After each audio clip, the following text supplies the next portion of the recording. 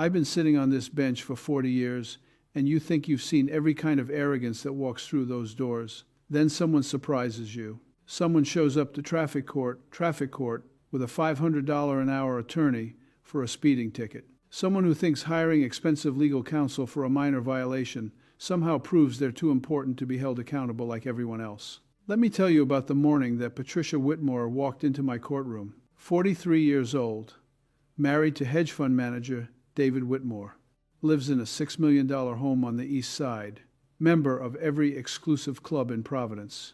And she was here because she got caught doing 65 in a school zone. Not 65 on a highway, 65 miles per hour in a 20-mile-per-hour school zone during dismissal time when children were crossing the street. The citation that came across my desk should have been straightforward.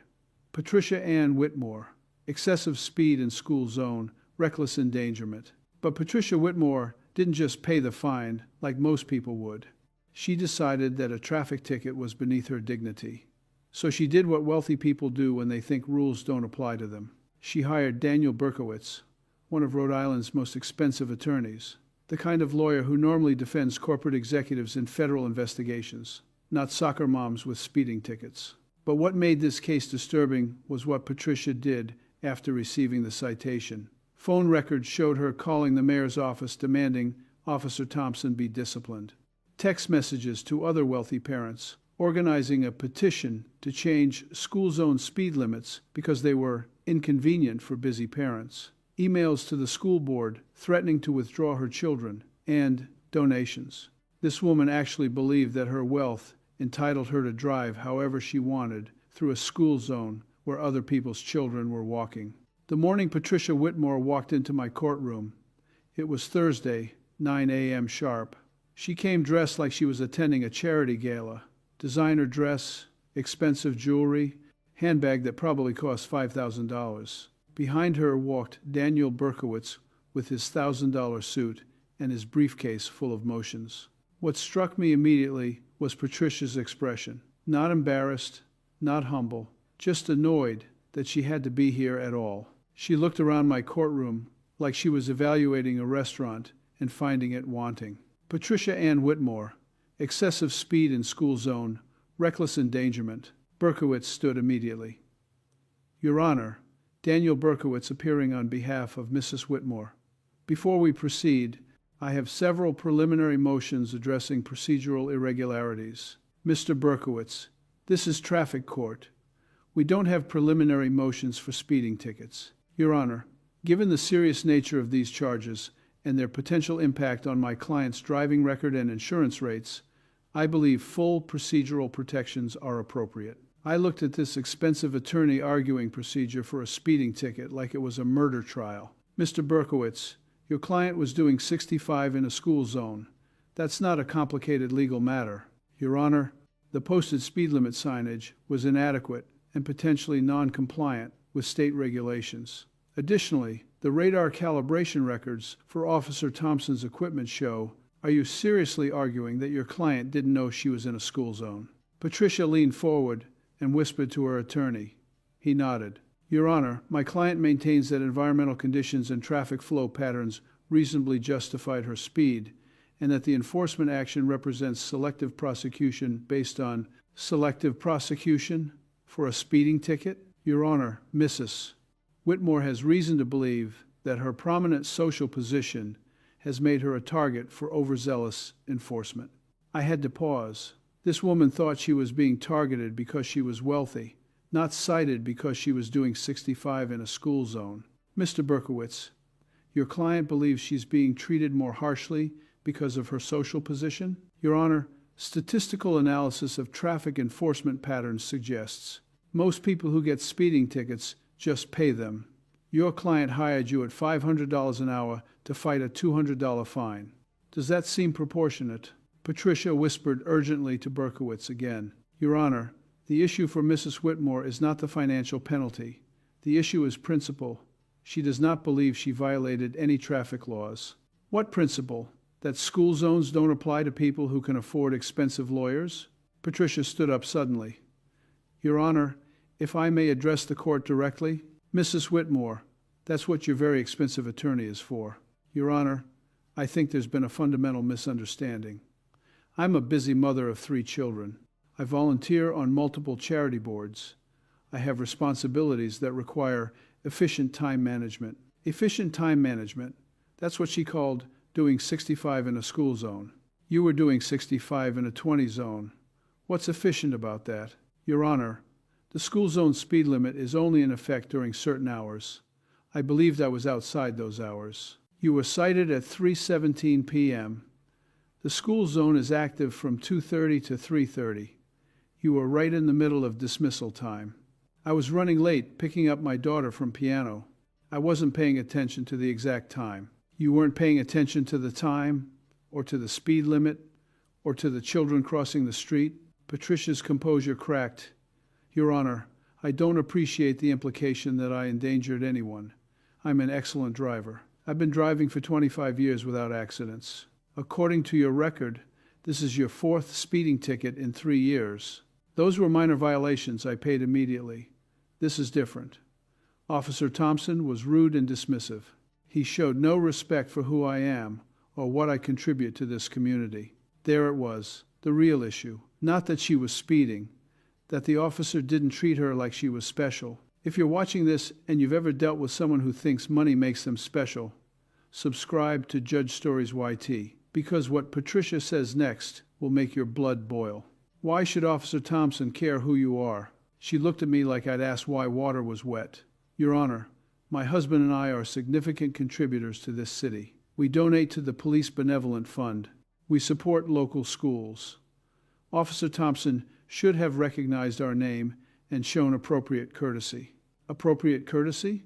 Like letting you go because your husband donates money? Your Honor, I'm simply saying that there's a way these situations are typically handled for people in our position. A warning would have been more appropriate. People in your position. What position is that? Your Honor, people who contribute meaningfully to the community. People whose time is valuable. And people whose time is less valuable should get tickets, but you shouldn't? That's not what I'm saying. I'm saying context matters. Officer Thompson showed poor judgment. Let's talk about Officer Thompson's judgment. Bailiff, please ask Officer Thompson to come in. Officer Thompson entered, 38 years old, 12 years on the force. He stood at attention. Officer Thompson, tell the court what happened when you pulled Mrs. Whitmore over. Your Honor, I was monitoring traffic at Hope Elementary during dismissal. At 3:17 p.m., I clocked Mrs. Whitmore's Range Rover at 65 miles per hour in the active school zone. I pulled her over 2 blocks from the school. What was Mrs. Whitmore's reaction? Officer Thompson chose his words carefully. Your Honor, she was upset. When I explained why I'd pulled her over, she said this was ridiculous, that she was late, that I should let her go with a warning. What did you say? I explained that 65 in a 20 zone was extremely dangerous, especially with children present. She asked if I knew who she was. I said it didn't matter. That's when she told me her husband was a major donor to the Police Benevolent Fund and that I was making a mistake. Patricia jumped up. That's not what I said. I simply mentioned that my family supports law enforcement. Officer Thompson is twisting my words. Mrs. Whitmore, sit down. Officer Thompson, did you record the stop? Yes, Your Honor. Body camera. Play it. The monitor displayed Officer Thompson's body camera footage. Him approaching the Range Rover. The window coming down. Patricia's face appearing. Ma'am, do you know why I pulled you over? Patricia's voice, annoyed. No. And I'm late for my daughter's piano lesson. Can we make this quick? Ma'am, you were traveling 65 in an active school zone. That's ridiculous. I was barely over the limit. Ma'am, the limit in a school zone is 20. You were doing 65. Pause. Patricia's expression changed to calculation. Officer, do you know who I am? Ma'am, it doesn't matter. I'm Patricia Whitmore. My husband is David Whitmore. We're major donors to the Police Benevolent Fund. We contribute significantly to this city. I think a warning would be more appropriate. Ma'am, I'm going to need your license and registration. Are you serious? Do you have any idea how much my husband donates? Do you know what kind of connections we have? I want your badge number. I want your supervisor's name. This is harassment. The video continued with Patricia becoming increasingly hostile while Officer Thompson remained professional. When it ended, the courtroom was silent. Patricia's face was bright red. "Mrs. Whitmore, that's not what you said?" She couldn't meet my eyes. "Your Honor, I was upset. I was late. I didn't mean—" "You threatened Officer Thompson's job because he was doing his job. You tried to use your husband's donations as leverage, and then you lied about it in my courtroom." Berkowitz stood quickly. "Your Honor, my client was under stress during the stop. Her statements don't reflect." "Mr. Berkowitz, your client just committed perjury," she said. Officer Thompson twisted her words. "The video shows she said exactly what he testified to." Patricia was crying now. "Your Honor, I'm sorry. I was embarrassed. I've never been pulled over like that. I didn't know what to say." "So you lied?" "I didn't mean to lie. I just remembered it differently." "That video was recorded 3 weeks ago. You remembered it wrong in 3 weeks?" I looked directly at Patricia. "Mrs. Whitmore, do you have children?" "Yes, Your Honor. 3. "Do they attend Hope Elementary?" "Yes, my youngest 2 do." "So you were doing 65 in a school zone where your own children go to school?" She nodded, crying harder. "Imagine another parent doing 65 and hitting one of your children. Would you want that parent to get a warning because they donate money? Or would you want them held accountable?" "I'd want them held accountable," she whispered. "Then why should you be different?" Silence. "I'm going to ask you a simple question. Do you believe wealthy people should be treated differently when they break the law?" Patricia looked at her lawyer. He shook his head. "Your Honor, I don't think I'm better than anyone. I just thought, because we contribute so much, maybe there would be some consideration." "Consideration for endangering children?" "No, I don't know what I thought. I'm sorry. But I wasn't done." "Mrs. Whitmore, did you call the mayor's office after receiving this citation?" She glanced at Berkowitz. "Your Honor, I may have called to express concerns about traffic enforcement." "Did you demand that Officer Thompson be disciplined?" "I wanted to file a complaint about how I was treated." "Did you also email the school board demanding they change school zone speed limits?" "Your Honor, I sent an email suggesting the hours might be unnecessarily restrictive." "You organized other parents to petition against school zone safety measures because they were inconvenient for you?" Patricia was crying harder. Berkowitz stood. "Your Honor, my client exercised her First Amendment right." "Mr. Berkowitz, your client organized a campaign to eliminate safety measures designed to protect children, including her own children, because slowing down was inconvenient. That's not First Amendment exercise. That's endangering children on an institutional level." I pulled out documents. "Did you also threaten to withdraw your children from Hope Elementary and stop your donations?"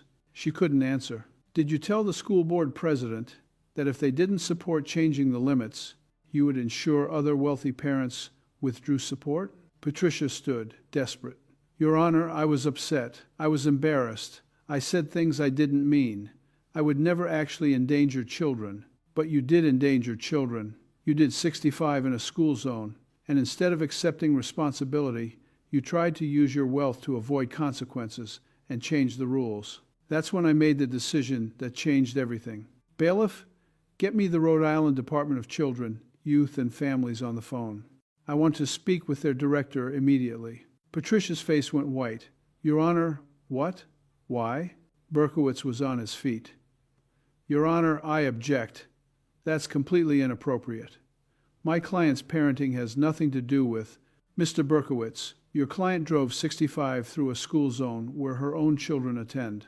She then tried to bully officials into eliminating safety measures that protect those same children. That raises serious questions about her judgment as a parent. Your Honor, you can't do this. You can't call DCYF over a speeding ticket." "I'm not calling about a speeding ticket. I'm calling about a pattern of behavior that suggests Patricia Whitmore may not prioritize her children's safety." Patricia was sobbing. "Your Honor, please, my children. You can't take my children." "I'm not taking your children. I'm asking DCYF to evaluate whether a parent who endangers children and then tries to eliminate school safety measures has her children's best interests at heart. Like this video right now if you think Patricia Whitmore needs this wake-up call." Within 5 minutes, I had Director Michelle Santos from DCYF on speakerphone. Director Santos, this is Judge Frank Caprio. I have a defendant who was cited for doing 65 in a school zone where her own children attend. After receiving the citation, she contacted school officials demanding they change safety measures, organized other parents to petition against speed limits, and threatened to withdraw her children and donations if they didn't comply. I believe this raises questions about her judgment as a parent. Patricia was shaking. Berkowitz was writing frantically. Judge Caprio, that is concerning. Operating a vehicle at that speed near children and then attempting to eliminate safety measures could indicate poor judgment regarding child welfare. I'm not suggesting removal of children, but I think an evaluation of the home situation might be warranted. I agree, Judge. We'll open a file and assign a caseworker. Mrs. Whitmore will be contacted within 48 hours. Thank you, Director Santos. The call ended. Patricia looked like she might faint. Berkowitz was livid. Your Honor, this is outrageous. You cannot involve child services over a traffic violation. This is abuse of judicial authority. Mr. Berkowitz, I have a responsibility when I see evidence that suggests a parent may be making dangerous decisions regarding their children's welfare. Patricia found her voice. Your Honor, please, I made mistakes. I was stupid and selfish and wrong, but I love my children. I would never hurt them. You drove 65 through a school zone where they walk every day. You tried to eliminate speed limits that protect them. How is that not hurting them? I wasn't thinking. I was just thinking about my own convenience. I'm sorry. Who else did you endanger? How many other parents' children were crossing that street when you were doing 65? She couldn't answer. She was crying too hard. Here's what's going to happen. You're going to accept full responsibility. You're going to pay the maximum fine. You're going to attend traffic safety school. And you're going to write a public letter to Hope Elementary, apologizing to every parent whose children you endangered. Yes, Your Honor, anything. But that's not all. I'm also going to make a second phone call. Bailiff, get me the Rhode Island Bar Association Ethics Committee. Berkowitz's face went pale. Your Honor, what? Mr. Berkowitz, you charged Mrs. Whitmore how much to defend a speeding ticket. He didn't answer. Mrs. Whitmore, how much have you paid Mr. Berkowitz? Patricia wiped her eyes. So far, $12,000. $12,000 for a speeding ticket? Berkowitz tried to defend himself. Your Honor, complex traffic cases require thorough investigation, expert analysis. This wasn't a complex traffic case. This was a woman doing 65 in a school zone. You charged her $12,000 to argue that school zone speed limits don't apply to wealthy people. That's not legal defense. That's taking advantage of a client's arrogance. Within minutes, I had the Bar Association Ethics Director on the phone. This is Judge Caprio. I have an attorney who charged $12,000 to defend a simple speeding ticket by arguing that his wealthy client deserves special treatment. I believe this raises questions about excessive fees and encouraging frivolous litigation. The ethics director asked for details. I provided them. Berkowitz looked ready to throw up. Judge, we'll open an investigation. If he charged $12,000 for what should have been a $200 fine paid online, that's potentially exploitative. Berkowitz finally lost composure. Your Honor, I provided vigorous representation. I'm entitled to charge market rates. You charge market rates for a federal investigation to defend someone doing 65 in a school zone. You took advantage of your client's wealth and arrogance to run up a massive bill. That's exploitation. Subscribe to Judge Stories YT because what happens next proves justice applies to expensive lawyers too. I turned back to Patricia. Here's your sentence. $500 fine maximum by law. License suspended 90 days. Defensive driving school. Public letters of apology to Hope Elementary parents, Officer Thompson, and the school board. Yes, Your Honor. You'll also perform 100 hours of community service as a crossing guard at Hope Elementary, where you'll spend every morning and afternoon helping children cross safely at the speed limits you tried to eliminate. Patricia's mouth fell open. A crossing guard? Yes. You'll wear the vest, hold the sign, and ensure other parents slow down. Maybe then you'll understand why those speed limits exist. Your Honor, I have responsibilities. You told me you're a stay-at-home mother who volunteers on charity boards. You can volunteer as a crossing guard instead. But people will see me. Everyone will know. Good. Maybe other wealthy parents who think speed limits don't apply to them will see you and think twice. Berkowitz tried one last time. Your Honor, this sentence is punitive and humiliating. This sentence is educational. Mrs. Whitmore will learn what it feels like to be responsible for children's safety, to watch cars going too fast and pray they slow down. Patricia was crying, but different now, like maybe she was finally understanding. Do you understand your sentence? Yes, Your Honor. And do you understand why? She nodded, unable to speak. Say it. Tell me why. Patricia took a shaky breath. Because I endangered children. Because I tried to use my money to avoid responsibility. Because I thought I was special, but I'm not. The speed limits apply to me just like everyone else. That's right. You're not special. Your money doesn't make you special. Your donations don't make you special. The only thing that makes someone special is how they treat other people. I'm sorry, Your Honor. I'm truly sorry. Don't apologize to me. Apologize to every parent whose child was in that school zone. Apologize to your own children for teaching them that rules don't apply to people with money. Patricia left that courtroom a different person. The arrogance was gone. The entitlement was shattered. Berkowitz tried to leave quickly, but I stopped him. Mr. Berkowitz, you're going to refund Mrs. Whitmore $11,000. You can keep $1,000 for the court appearance, but the other $11,000 was exploitation. Your Honor, I can't. You will. Or the Bar Association investigation will include why I'm concerned about your billing practices. Your choice. He left without another word. 3 weeks later, I got a letter from Patricia Whitmore. Handwritten. Dear Judge Caprio, I'm writing from my second week as a crossing guard at Hope Elementary. Every morning and afternoon, I stand in that school zone and watch cars approach. Some slow down immediately. Some speed up like they're annoyed. Every time I see a car going too fast, I think about how I could have killed someone's child. How I nearly killed my own children by teaching them that money makes you exempt from rules. Yesterday, a Range Rover came through going at least 40. I held up my stop sign and the driver asked if I knew who she was. And I said, "It doesn't matter who you are. There are children here. Slow down." She looked at me like I was nobody to tell her what to do. And I realized I was looking at myself from a month ago. That's who I was. Thank you for showing me what I'd become. Thank you for caring enough to humiliate me, because I needed that humiliation to see clearly. 6 months later, I saw Patricia at a city council meeting supporting increased funding for school zone safety measures. When she saw me, she approached. Judge Caprio, after my service ended, I volunteered to continue. I'm out there every morning and afternoon now, not because I have to, but because I want to. That's good to hear. I also joined the school safety committee. We're working on a program to educate parents, and I'm using my own money to fund it, not as a donation to show off, but because it's the right thing to do. And Mr. Berkowitz, he refunded the money, all $11,000. The Bar Association suspended him for 3 months for exploitative billing. Patricia smiled sadly. You changed my life. Not with the fine or suspension. You changed my life by making me be a crossing guard, by making me stand in that school zone every day and watch other parents do exactly what I did, by making me see myself through other people's eyes.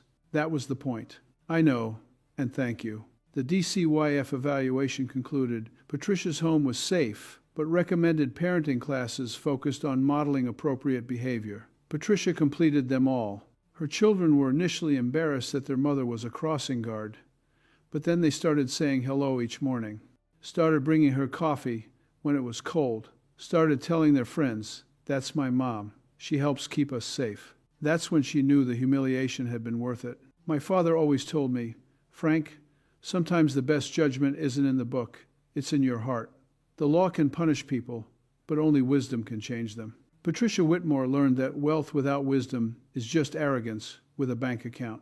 That hiring expensive lawyers to fight minor tickets doesn't make you smart. That the respect you think you deserve must be earned through character, not purchased through donations. And Daniel Berkowitz learned that being a good lawyer means giving clients the advice they need, not the defense their arrogance wants. I'm Frank Caprio. Remember, in my courtroom, your bank account doesn't matter. What matters is whether you understand that traffic lights, school zones, and the safety of children apply to everyone equally. No amount of money changes that. Thanks for listening, and God bless.